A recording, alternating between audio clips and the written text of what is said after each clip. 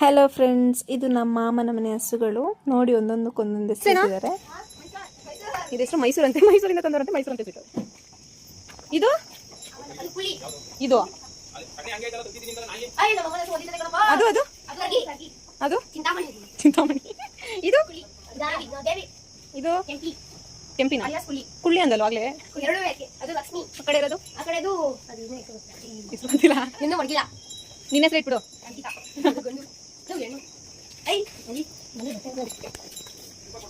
ದೇವಿ ದೇವಿ ನಿನ್ನ ಹೆಸರು ದೇವಿನ.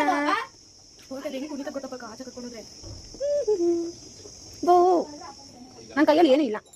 ಈ ಪುಟಾಣಿ ದೇವಿ ನನಗೆ ತುಂಬ ಇಷ್ಟ ಆಯಿತು. ಅದ್ರ ಜೊತೆ ಸ್ವಲ್ಪ ಹೊತ್ತು ಆಟ ಆಡ್ತಾ ಇದ್ದೆ ನಾನು. ನನ್ನ ಮಗ ಮುಟ್ಟಕ್ಕೆ ಹೋಗು ಅಂತಂದರೆ ಅವ್ನು ಮುಟ್ಟಕ್ಕೆ ಹೆದರ್ಕೊಂತ ಇದ್ದ ಅದನ್ನ. ಯಾಕಂದರೆ ಅದ್ರದ್ದು ಕೂದಲೆಲ್ಲ ತುಂಬ ಉದುರುತ್ತಾ ಇತ್ತು. ಅವ್ನಿಗೆ ಅದು ನೋಡಿ ಹತ್ತಿರಗಿದ್ರೆ ಸಾಕು ಓಡೋಗ್ತಾ ಇದ್ದ.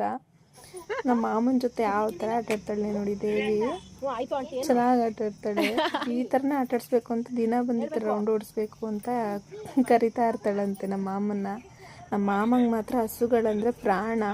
ಮಕ್ಕಳನ್ನ ಅಷ್ಟು ಚೆನ್ನಾಗಿ ನೋಡ್ಕೊಳ್ಳಲ್ಲ, ಅಷ್ಟು ಚೆನ್ನಾಗಿ ನೋಡ್ಕೊಳ್ಳುತ್ತೆ ನಮ್ಮ ಹಸುಗಳನ್ನ ಮಾತ್ರ. ಈ ಹಸುಗಳನ್ನ ಮಾಮ ನೋಡ್ಕೊಳ್ಳೋ ಅಷ್ಟರಲ್ಲಿ ನಾವು ಹೋಗಿದ್ದು ಈ ಜಾಗಕ್ಕೆ. ನಾವೆಲ್ಲರೂ ಬಂದು ನಿಸರ್ಗಧಾಮಕ್ಕೆ ಬಂದ್ವಿ. ನಮ್ಮ ಮಾಮನ ಹಸುಗಳನ್ನ ನೋಡ್ಕೊಳಕ್ಕೆ ಬಿಟ್ಬಿಟ್ಟು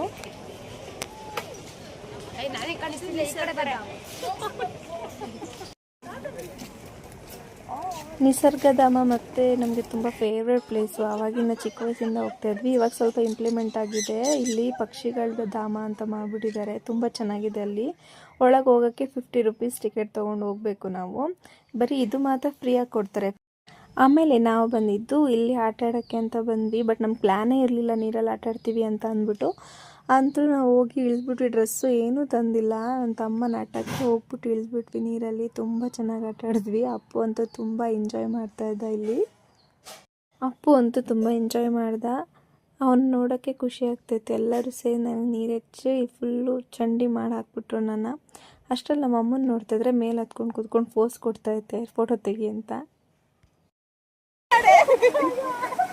ಅಪ್ಪ ಏನು ಮಾಡ್ತಿದ್ಯಾ? ಓಯ್ ಶೇಕ್ ಬಾಬಾ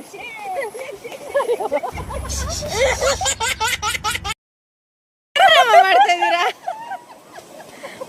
ಕಪ್ಪಿಗಳಾಗೋರೆ. ಸರಿ ಅಂತ ಇಲ್ಲೆಲ್ಲ ನಾವು ಎಂಜಾಯ್ ಮಾಡಿಕೊಂಡು ನಾವು ಹೊರಟಿದ್ದು ಊಟ ಮಾಡೋಣ ಅಂತ.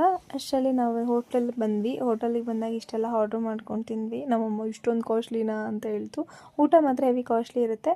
ಇದನ್ನ ಮುಗಿಸ್ಕೊಂಡು ನಾವು ಹೊರಟಿದ್ದು ಮನೆಗೆ. ಟಾಟಾ ಬಾಯ್.